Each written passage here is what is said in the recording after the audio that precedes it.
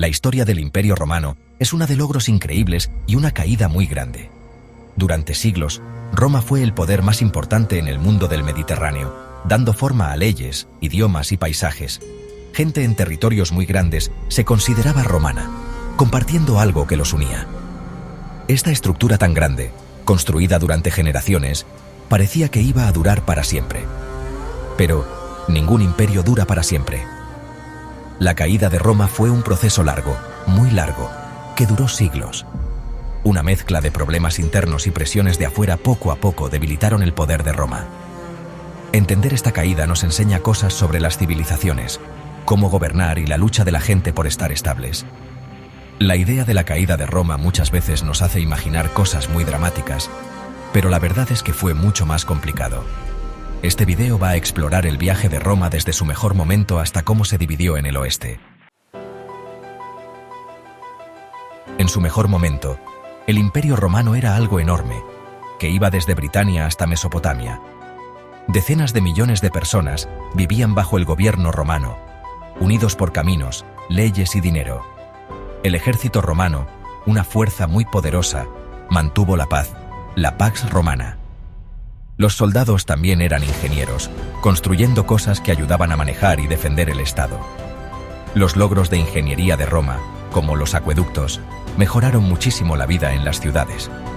En la cultura, Roma tomó y adaptó ideas, sobre todo de los griegos. El latín se volvió el idioma común en el Imperio del Oeste, mientras que el griego siguió siendo el principal en el este. La idea de ser ciudadano romano hacía que la gente se sintiera unida y leal. A pesar de su fuerza, los problemas internos empezaron a crecer dentro del sistema político romano.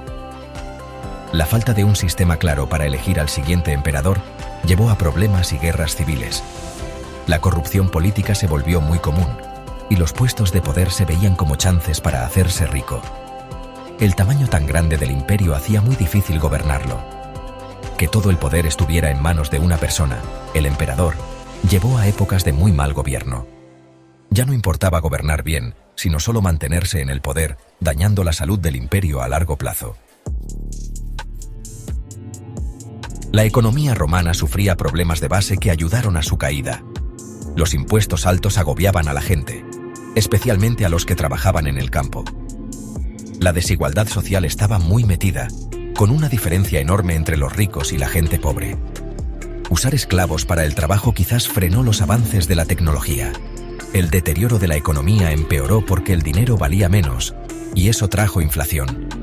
Las redes de comercio complicadas empezaron a fallar por los problemas económicos. Depender de conquistar nuevos lugares para tener recursos al final ya no funcionó. Gastar tanto en defender las fronteras largas creó un círculo vicioso de impuestos altos, problemas económicos y gente descontenta. La tetrarquía del emperador Diocleciano dividió el imperio en dos partes, este y oeste. Constantino el Grande fundó una nueva capital en el este, Constantinopla. El Imperio Romano de Oriente, que después se conoció como Imperio Bizantino, tenía fronteras más fáciles de defender y una economía fuerte. La división debilitó a todo el conjunto romano, haciendo más fácil que los enemigos de afuera se aprovecharan de las debilidades de Roma. El Imperio Romano de Occidente sufrió la peor parte de las migraciones e invasiones de los pueblos germanos. El saqueo de Roma en el 410 después de Cristo por los visigodos fue un golpe muy fuerte. Alarico y sus visigodos tenían una relación complicada con los jefes romanos. El saqueo ocurrió por la rabia de que las negociaciones fallaron y las promesas no se cumplieron. El golpe para la moral fue mucho más grande que el daño material. El saqueo rompió la idea de que Roma era invencible y demostró lo débil que era el Imperio de Occidente. Menos de medio siglo después, los vándalos saquearon Roma otra vez en el 455 después de Cristo. Este saqueo dejó todavía más claro que el Imperio de Occidente estaba en sus últimas. Los últimos años del Imperio Romano de Occidente tuvieron emperadores débiles controlados por jefes militares germanos muy poderosos. En el 476 después de Cristo, Odoacro quitó del poder al joven emperador Rómulo Augustulo.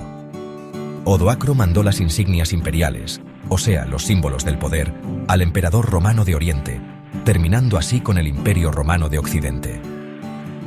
Que quitaran a Rómulo Augustulo marcó el fin oficial del gobierno imperial romano en Occidente. Las provincias del oeste ya estaban controladas por diferentes reinos germanos. El año 476 después de Cristo sirve como una marca para el cambio que ya llevaba siglos ocurriendo. El legado de Roma demostró ser de verdad para siempre, como tejido en el corazón de la civilización de Occidente y más allá. Aunque el Imperio Romano de Occidente dejó de existir en el 476 después de Cristo, su influencia no desapareció. Las leyes romanas fueron la base de muchos sistemas de leyes en Europa continental y otros lugares. El latín se transformó en las lenguas romances, que hoy hablan cientos de millones de personas. Muchas de las grandes ciudades de Europa están construidas sobre cimientos romanos. Las ideas romanas sobre cómo gobernar, ser ciudadano y tener un imperio han seguido siendo importantes a lo largo de la historia. La Iglesia Católica Romana conservó mucha de la forma de organizar de Roma y el estudio del latín.